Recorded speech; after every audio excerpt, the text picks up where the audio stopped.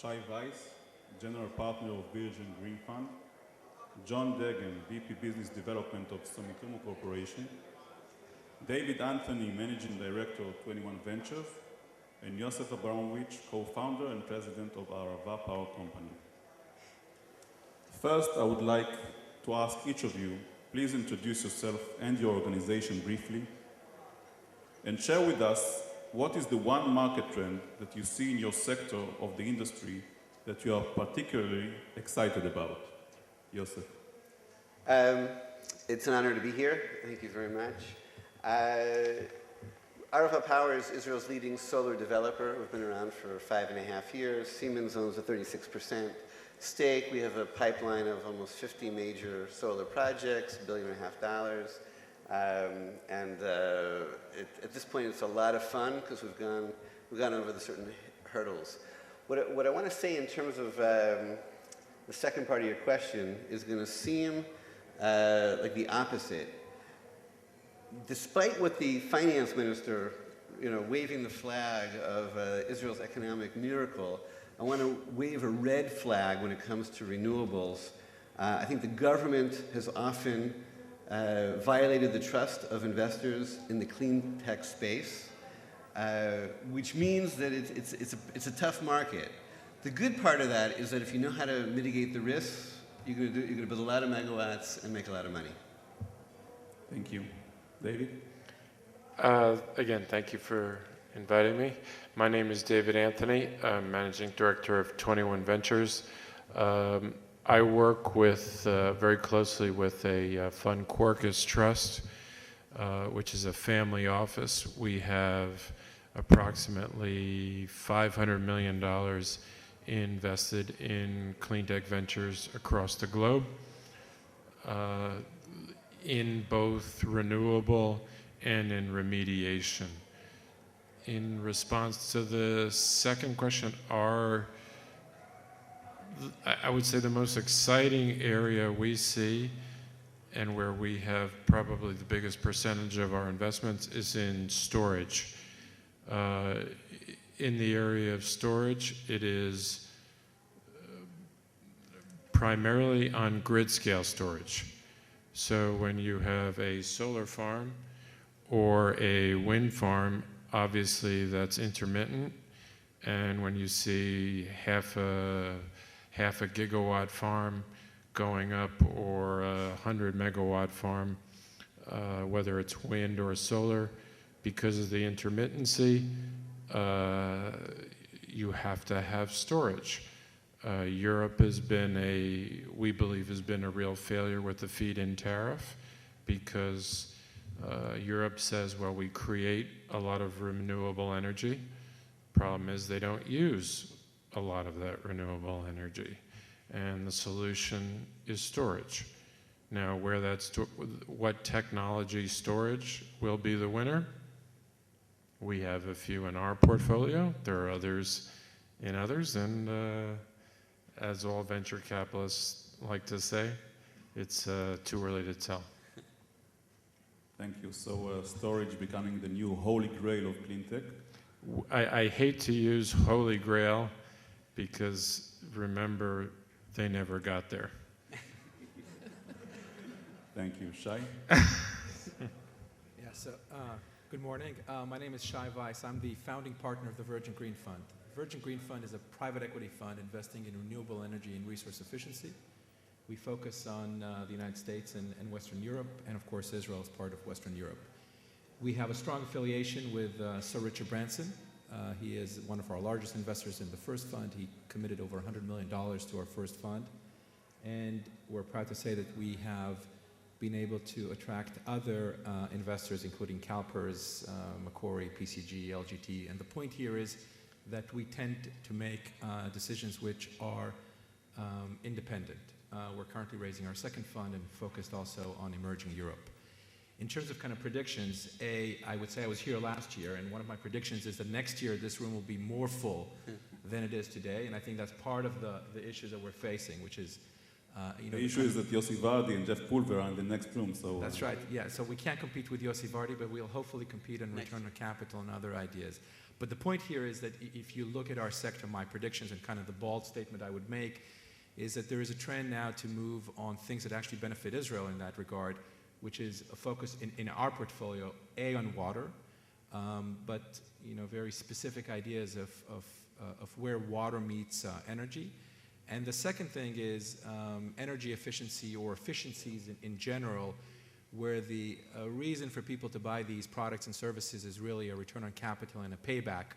In this economic environment, and again, as a side note, every time I come here, I forget that Israel has such a great economy right now, but the world is facing different challenges altogether.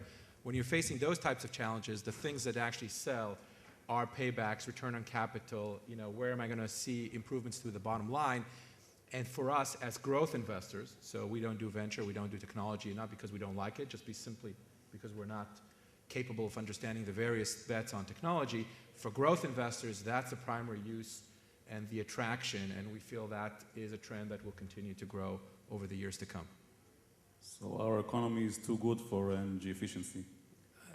No, I think hopefully energy efficiency is not a bad thing for any economy, especially when you look, the thing that we always compare it to, if you look at IT improvements over time, you've seen a 2 to 3% improvement in corporations' efficiency due to IT. That's over the last 30 years. We say that the next 30 years is really about supply chain optimization, use of resources, whether they are finite or infinite resources.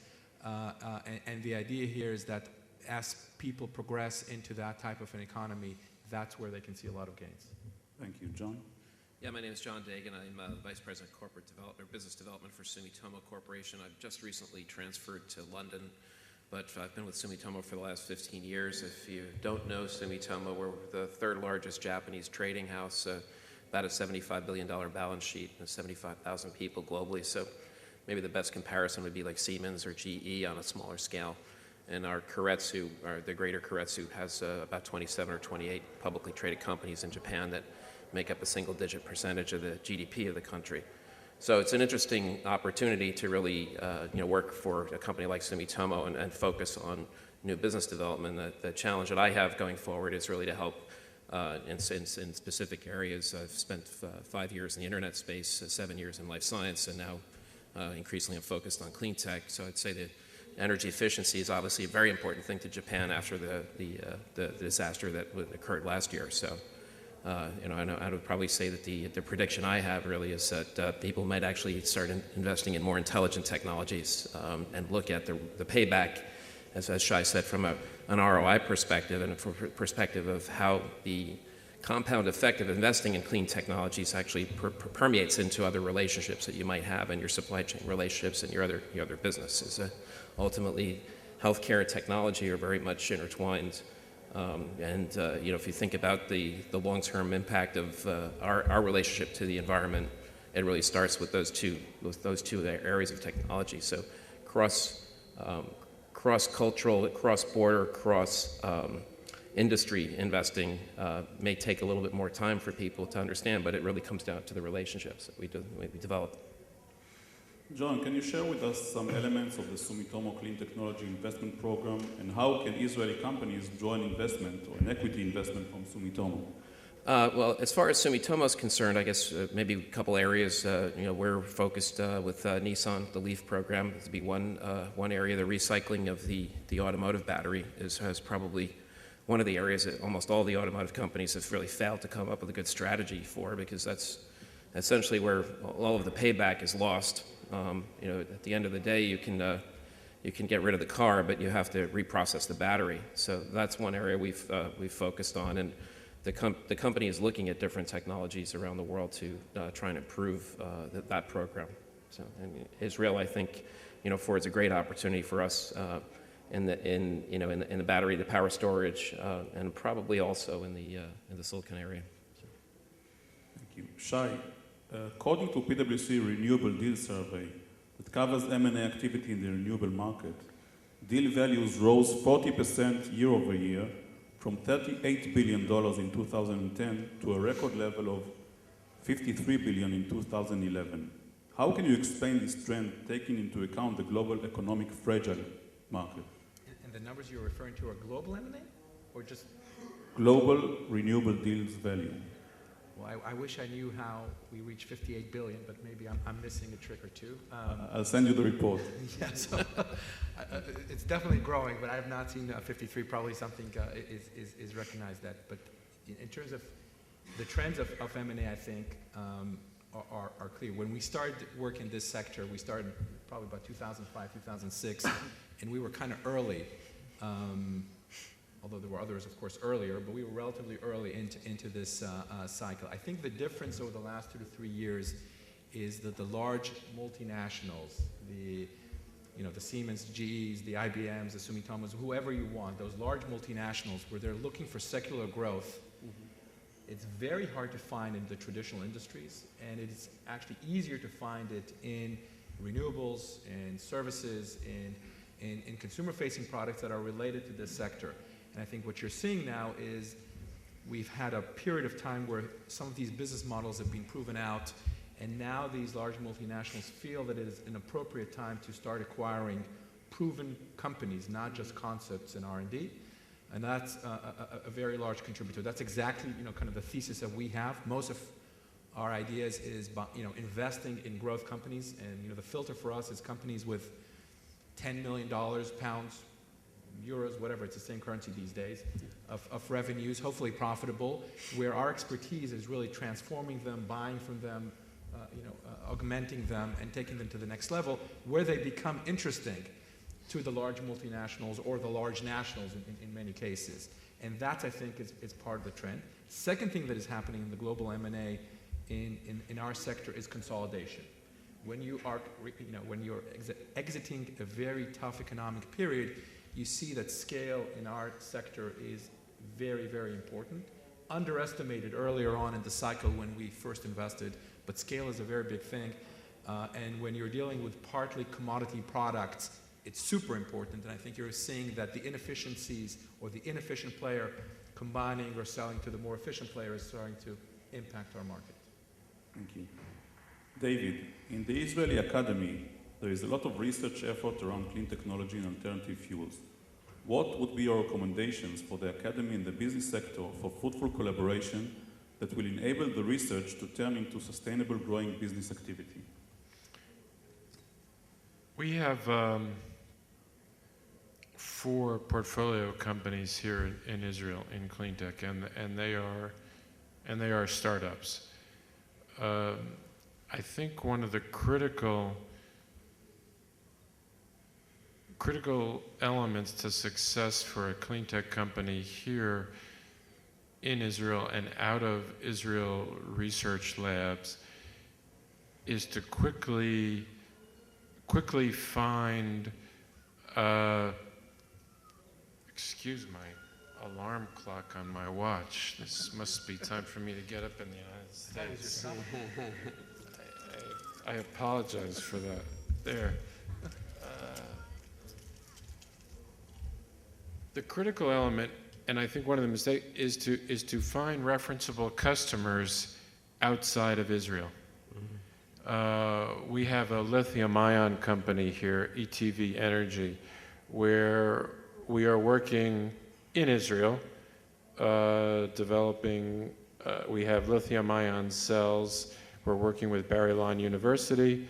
We're very happy with the company. We're working with a major military contractor here for drones. But the big success is taking those cells or those batteries outside of Israel and developing a referenceable customer there.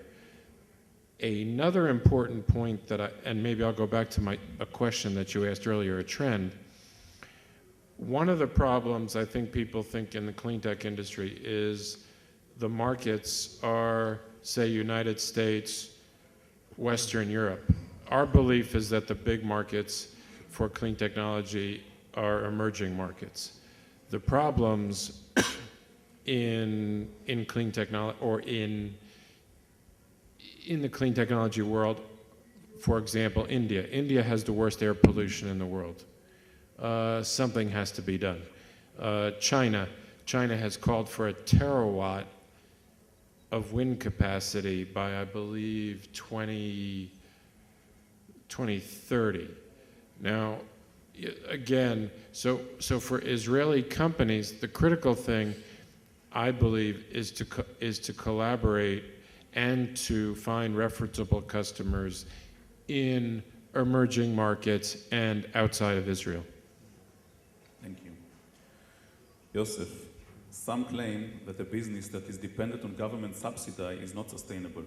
Currently, the Israeli solar market is said to be subsidized heavily. What is your answer to this claim?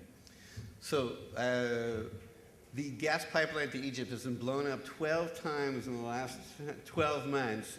We've been relying on diesel backup generation at twice the cost of what solar power would be able to provide. So, and the government has blown it, which is why we're out of power and why they're spending $200 million on an emergency 8 diesel generators for this summer, which is supposed to carry them through 3 summers. So the math is off and the political realities are off. However, Siemens wouldn't have invested in us if we couldn't provide realistic yet dramatic scale over the long term. And that scale is not going to be achievable with any kind of perceived subsidy. It's going to be achievable because of grid parity. From our perspective, grid parity is no more than 12 months away if you load up the full cost of what it costs to build a new power plant in Ashkelon, or hopefully a carbon tax one day, or the true cost of, let's say, this diesel and the political instability.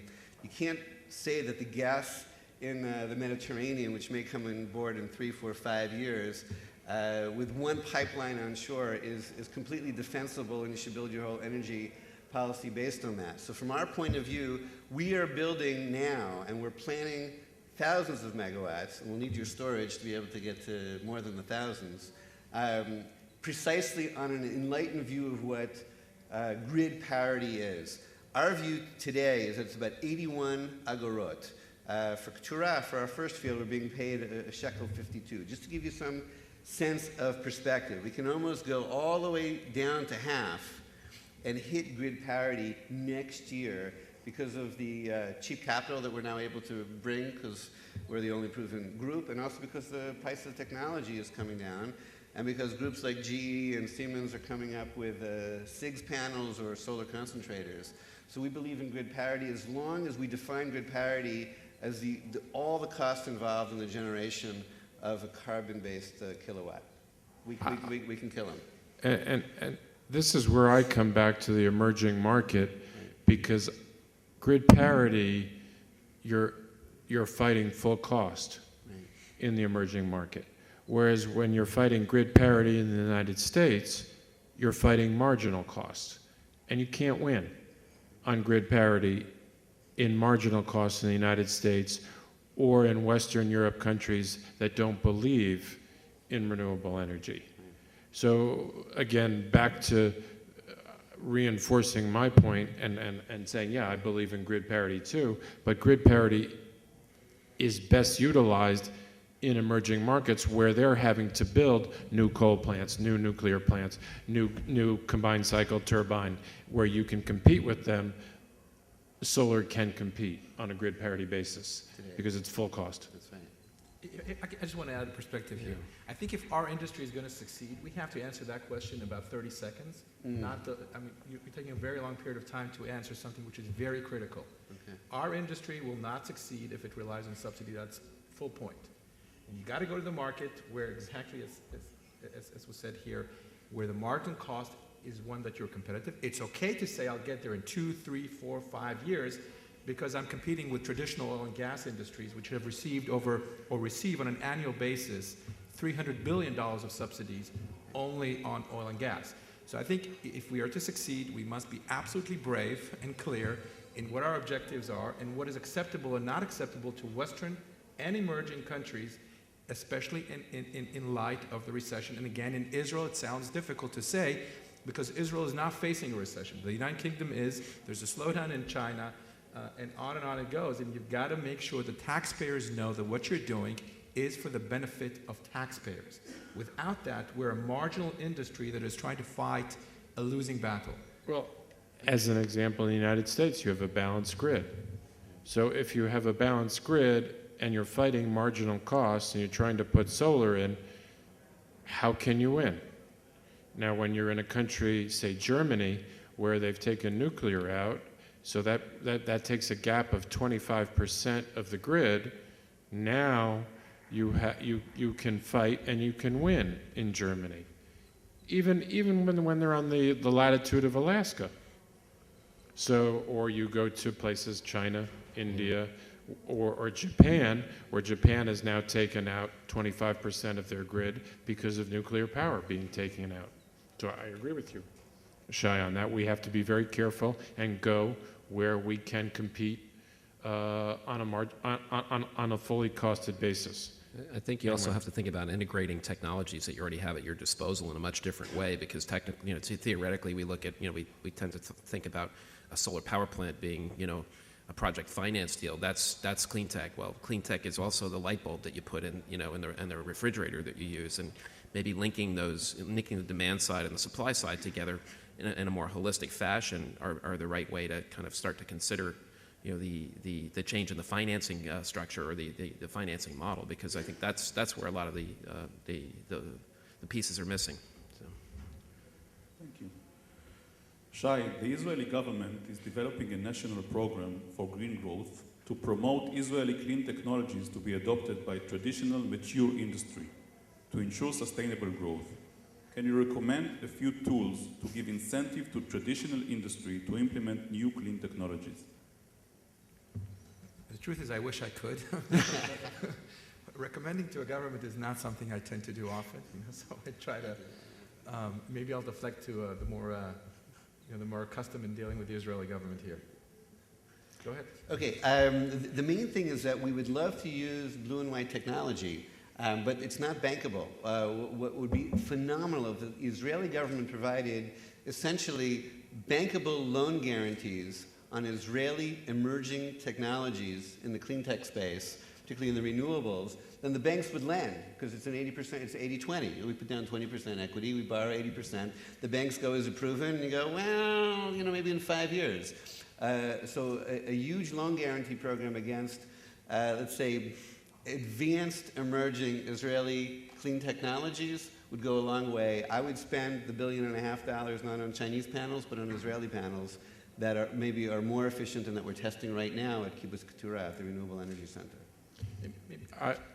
No, go ahead. I just, we were involved in consultation in the United Kingdom exactly on this matter, and we're part of kind of people advising the government there. And what we say is, at the end of the day, when you look at the objectives, you'll find the right methodology and the right objectives.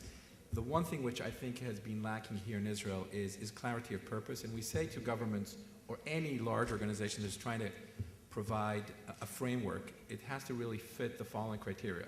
It's got to be absolutely clear, simple clear, what you want to achieve and what are the rules of the game. It's got to be very loud so that everyone knows the rules as they are prescribed. And the most important thing that you have to do is be very consistent in the long term. We all know that governments tend to be very fickle. They change right and left depending on the mood of the people or depending on the changes of political people running the country. And if you want energy or renewables or resources or water or anything of these nature where the capital investment takes anywhere between 1 to 5 years and the time to reap the benefit, another doubling of that, if you don't have a consistent framework and you're willing to stick by it, you're never going to get the capital to come in. And you see what's happened in Europe, in France, or in Spain, which is even a better case, where they're reversing decisions that they've made, and what they're seeing is that capital is fleeing those countries.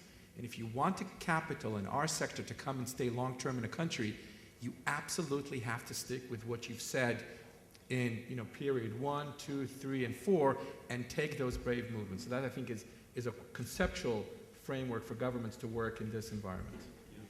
Maybe the good example is the new 10-year plan for the promotion of R&D in alternative fuels that the government is launching. Yeah, we saw that, and I would say, yeah, it's very interesting. I would say the amount of capital there is too small to make a difference in the global arena of especially biofuels. I've seen the consultation on that one. Biofuels is a very, very capital-intensive business. It requires dramatic investment in R&D, and I'm talking about hundreds of millions of dollars.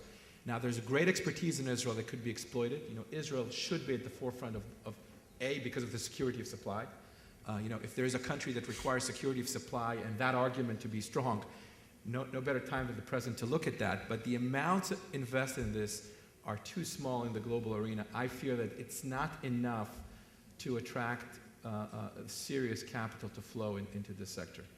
I think Israel might take a look at the United States and what the Obama administration did by coming out and saying we're going to put $73 billion into Cleantech and we're going to guarantee loans and we are going to pick winners. And Solyndra is one example, but there are many other examples of failures, and we're going to see those.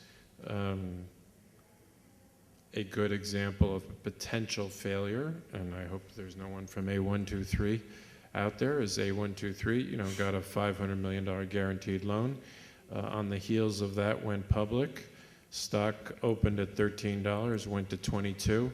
And if anybody has their iPhone, can look up the quote on A123. I think it's between $1 and $2 today. It's very difficult picking winners in this industry.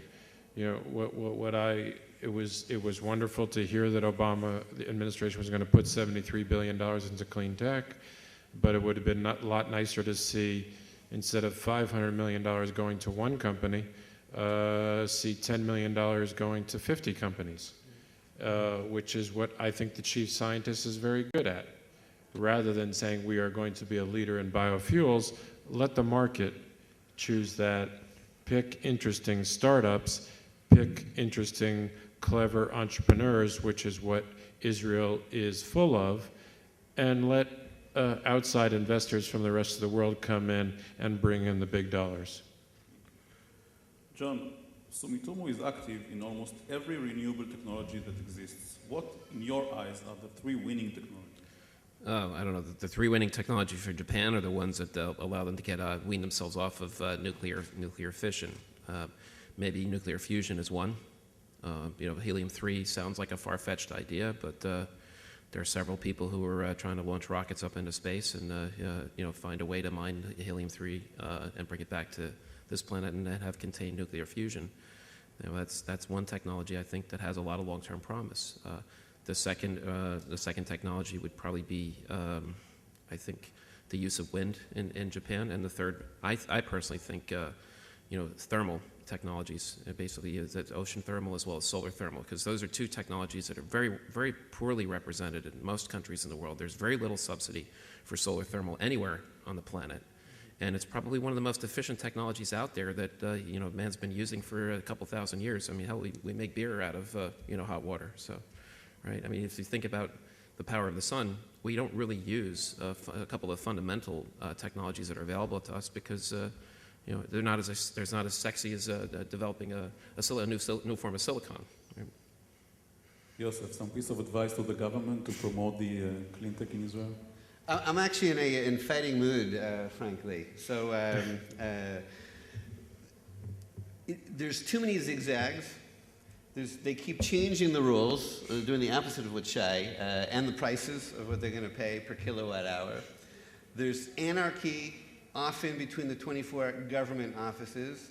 It's pretty bad, and I want to say how to correct it. We don't have a wide enough, a long enough horizon in this country to be able to attract the billions and billions of dollars that should come into the industry both for deployment and for R&D on renewables. Why? If you look what Germany did, it was phenomenal. They have 900 kilowatt hours per square meter, very little sun in Germany. But they said, you know what, we're going to have a lot of domestic consumption, and that created 230,000 jobs in the sector. What's the last remaining economy in Europe today? It is Germany. If we, instead of having a 10%, measly 10% renewables goal, we at least took the European standard of 20%, it would mean that this industry in this country, instead of being a $12 billion industry, it would be a $24 billion industry. It would automatically, especially if there wasn't subsidy, and we had to get to grid parity immediately, in the next 24 months maximum. it would drive so much R&D, there'd be so much money coming into the country. So you got to get to at least 20% renewables goal and stick to it or go up from it. Once we have the storage, this country could be because we're a small country and we're entrepreneurial, we could be the first major economy on the planet to go from being carbon-based in our energy to being solar-based. As soon as you have the storage, what you need is exactly what Shai articulated. And what I want to tell the government, which is again relating to the challenge, solar kills and beats diesel for energy generation today. Put it on a bumper sticker, okay. And it will be coal. Yep. And it will be, there will be a world when, as I view, solar and storage will beat coal. And one very interesting question to ask is, what is the full cost of nuclear? Nobody really knows what the full cost of nuclear is. Who's insuring a nuclear power plant in Japan? Is it the government? And when you say nuclear is at 9 cents or 4 to 5 cents a kilowatt hour, is that a fully costed number? David, I would say that nuclear in this territory is definitely more expensive to insure. Right, but sorry, I shouldn't, again, I'm being Nobody American. includes the cost of disposal, though, in any fully loaded situation. I'm being American and being American, and I'm thinking about you're thinking different area. Japan, and I'm thinking about employing solar, employing wind in very large sizes and competing with nuclear in different parts of the world. So fair enough. But David, I think that to just be fair about that question, you have to include the cost of to the environment of producing solar panels and the cost of developing silicon is highly expensive to the environment as well. And the cost of disposing a car battery, right, also is one that is Excellent question, because we really don't know full costs. Nobody really talks full costs on per kilowatt. Yeah. There's all these numbers out there on price on dollars per kilowatt or whatever it is, shekels per kilowatt hour. What are they? That needs a lot more analysis. Mm-hmm. That to me would be one of the most important analyses that could be done in different types of energy generation. We have a particular message in this neighborhood, which is different than, let's say, France on nuclear, is that nuclear power, we know, is the power of war, and solar power is the power of peace, and that's priceless. I think that Iran announced yesterday that it's not going to sell any more oil to the UK and to France, so in UK and France, they'll probably now try to promote biofuels. David, many Israeli high-tech veterans are becoming clean-tech entrepreneurs. Can you give them some advice to understand the major differences between a high-tech startup and a clean-tech startup? Unfortunately, it's probably the same answer that they hear, that all entrepreneurs say. It's time and money. Cleantech is all about cost. It is all about bringing the cost down, whether it's on the renewable generation side or whether it's on the remediation side. It's all cost. And you have to bring cost down, and it's capital intensive. So as we know here in Israel, we have the clean tech refugees. One of the problems I see here in Israel is that, I'll give an example. If I were to say, where are the best electrical engineers in the world? One would say, okay, the best electrical engineers in the world are in Israel, San Francisco, or Silicon Valley. Maybe those are the two best places. But where are the best electrochemists in the world? It's a very good question. Where are the best electrochemists? So if you are an entrepreneur here in Israel, what I would do is spend time going to the universities, spending time with these researchers, whether they're electrochemists, whether they're fluid dynamicists who are working on that will be working on wind turbines. And it's the same problem for those guys, because guys in electrochemistry and guys in fluid dynamics have never been in the entrepreneurial world as they have been in the IT world. So you have a mismatch or a lack of of working together. And that's not just an Israeli problem. That's a problem in the United States.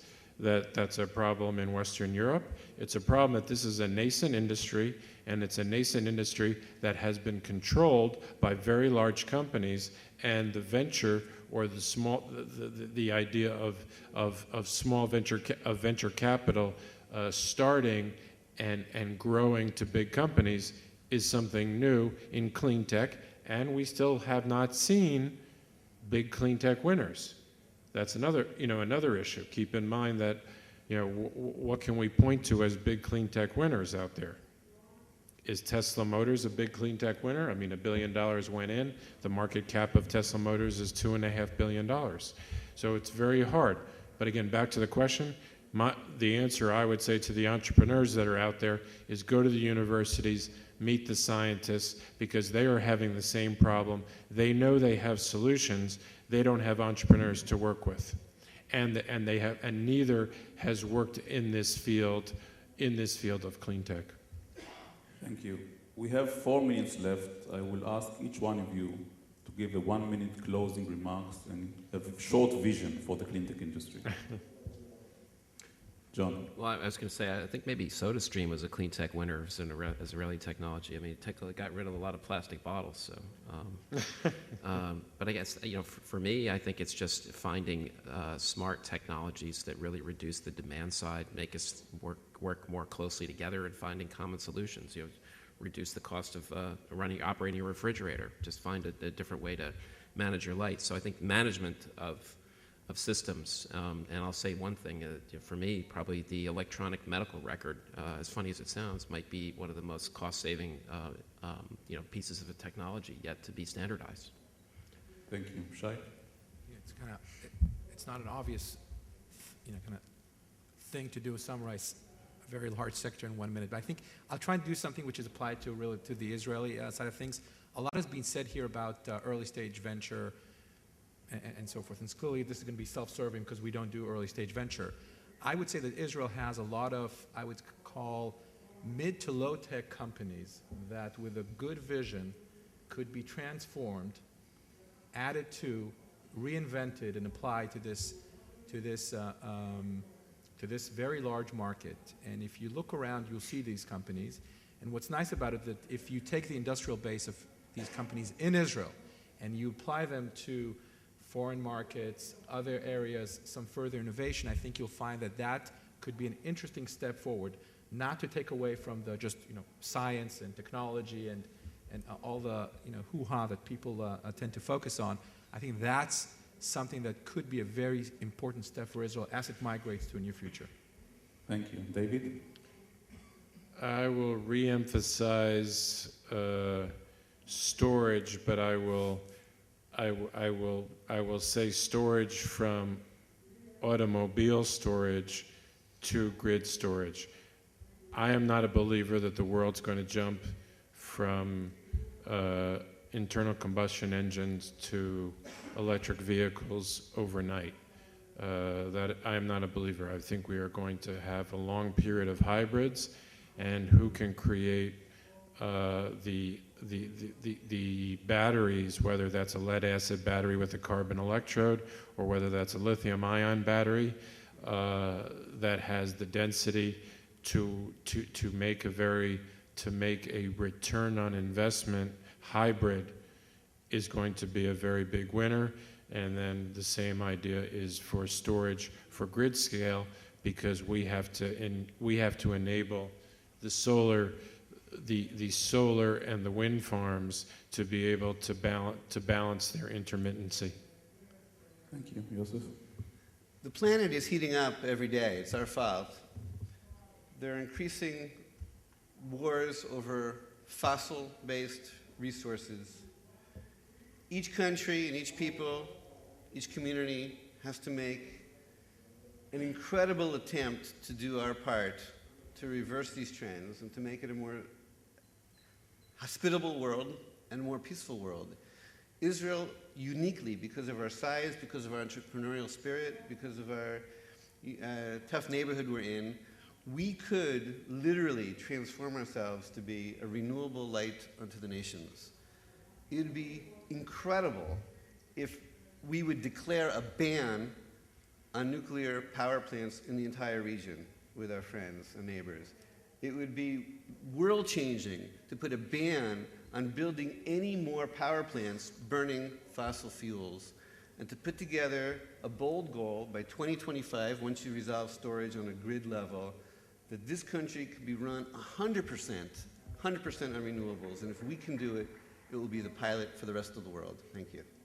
Thank you. Well, this summit is about deals, so if the companies in David's portfolio will be successful in the storage... all of us. Yeah, so Arava Power will buy your storage, and Sumitomo will buy the companies in the portfolio of Green Virgin Fund, and PwC can provide transaction support. So thank you very much. It was very interesting. Enjoy the rest of the summit. Thank you very much. Thank you very much. Thank you.